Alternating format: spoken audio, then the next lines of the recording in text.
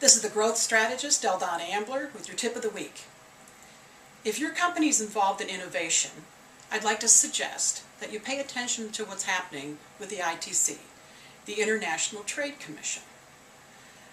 After Congress went on vacation this August 2013, President Obama vetoed a decision of the ITC. And it's a precedent-setting development. It's the first of its kind since the late 1980s. It's about a case that involves Apple and Samsung and a standard essential patent. Samsung claims that it has sole ownership of a patent involving connecting mobile devices with mobile networks. And Apple is claiming that the standard industry practice with those kind of patents is to make them available for general use at a reasonable price through licensing. And this is affecting Apple's ability to bring its own products into the United States to sell.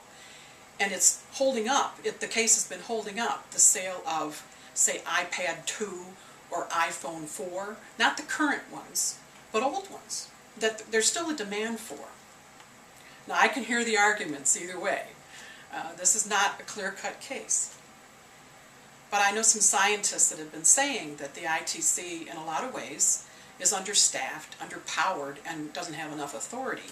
So sometimes what happens is, in a case that comes into them, they default to a decision of blocking a product coming into the United States. They ban the import, which affects American consumers and companies and the economy.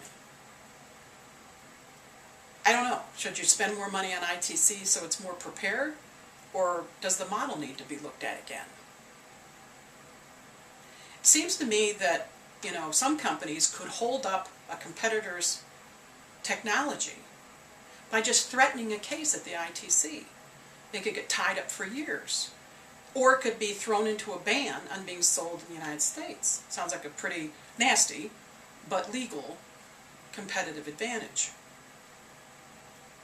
Anytime we can spend more money on the scientists innovating new products, new services, cures for disease, instead of trying to bulk up our lawyers to fight cases in government and cases on the nuance of interpretation, seems like something to consider.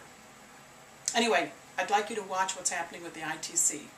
It has a direct impact if your company is involved with innovation. This is the growth strategist, Donna Ambler, with your tip of the week.